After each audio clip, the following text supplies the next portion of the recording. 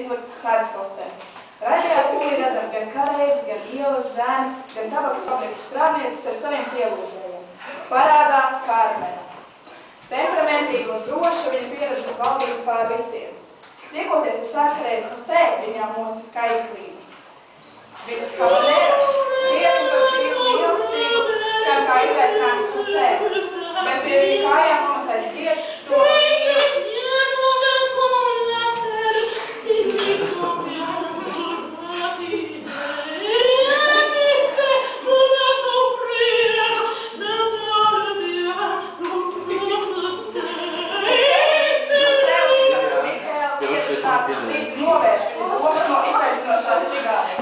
Viņš atceras dzimto ciemu, mājas, māti un ļaujas gaišiem sapņiem.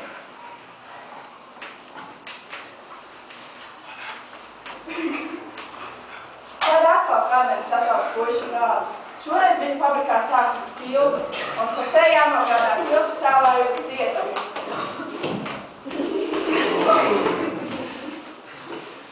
Taču čigānienes burvība ir neatvairāma. Tai pakļāvies, Josē neizpild tā vēl un palīdz Karmenai bēgt.